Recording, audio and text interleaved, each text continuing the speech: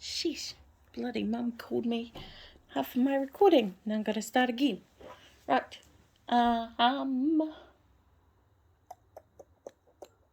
Despite the agony emanating from the damaged bone, I was still more angry that he had been trying to harm Alexia than the fact that I'd broken my leg. It was pathetic, really, that the only way that they could beat us was to cause us immense pain or use some sort of poison, so we lost focus for a second. I glanced at his two goons who had shuffled closer to Alexia. Now, even though Alexia was away from Grayson, I couldn't attack him without Chase or Isaac grabbing and threatening her. We were at a standstill. "What the fuck is wrong with you, Grayson?" she demanded, aiming a glare in his direction and holding her ribs. She was panting unevenly. Beads of sweat glistened on her face from the pain. Her wrist was also broken, the area swelling fast, and there were bruises forming all over her arms and face.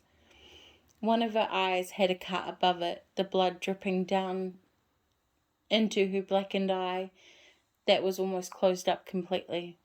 I really was going to kill him.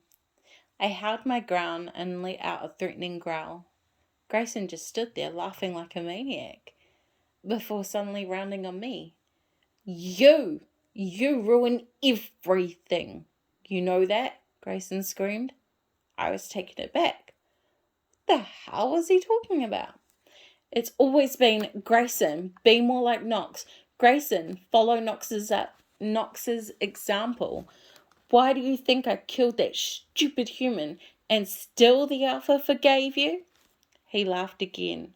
I was shocked and just stood there, watching him grow more unhinged by the second. I shook my massive black head at him. "But that's okay. That's totally fine. You've taken everything away from me, so it's only fair I take something away from you too." He snarled before lunging towards Alexia, pulling out a small silver knife. "This is from the circle," Grayson hissed, and with that, before anyone could react, he slashed her with the blade. Alexia tried to dodge, but in her currently injured state, she couldn't get out of his reach fast enough, and it luckily missed its intended mark, instead leaving a small crimson mark on her arm. But her face instantly paled, and my eyes darted to the knife's edge, still dripping with its poison. I became aware that silver was quickly permeating her bloodstream, making her stumble backwards before collapsing, her head hitting the ground with an audible thud and a sickening crack. I felt raging bloodlust and the urge to rip Grayson's throat, but before I could take one step forward, Alpha Sterling's voice boomed out, stopping everyone. "That's enough. Stand down, all of you." We all froze. Even my wolf whimpered at the unexpected Alpha command startled. We all froze. Even my wolf whimpered as the unexpected Alpha command startled me into involuntarily shifting back to my human form, my leg still in the middle of healing itself. Ignoring Grayson's blood coating my chest, I limped my way to Alexia. Grayson, Chase, and Isaac all cast surprised expressions that I could deflect the Alpha's command while they remained frozen stiff. But I didn't give them the time of day as I scooped Alexia into my arms and turned my back on them. "What the fuck is the meaning of this?" Alpha Sterling yelled at Grayson with a rage that I had never seen before. "You were supposed to be training her, not reducing her to a pile of meat. And what's this about the circle?" he roared. Grayson just smirked. "What the fuck are you smirking for? How are you breaking my command?" We all watched as Grayson shuddered, his body contorting until he slowly stood up to his full height. "Ah, well, you see, Uncle, This is the power of this circle. They send their regards and ask me to pass along a message. Grayson sneered, while both Chase and Isaac gave a dark chuckle. A message? What message could they possibly want to give me from someone like you? Arthur Sterling asked, his expression clouded with confusion as Grayson's smirk grew wider. Grayson flicked some invisible lint off his tea and looked Sterling straight in the eye as he said, "They'll be seeing you soon, old man."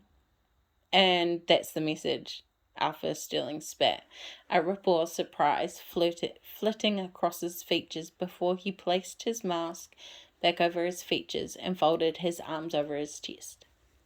Arthur Sterling stood there, his eyes boring into Grayson's for a moment. Silence stretched out before us before Grayson finally spoke. "Haven't you figured it out yet?" The Arthur's steely expression suddenly dropped as shock took over. And now it was all making sense, and I knew I had totally called it. Petty, I know, but I mentally gave myself a high five before Midnight growled at me to get my attention. Glancing back at Grayson, I saw the opening his mouth to speak. Again.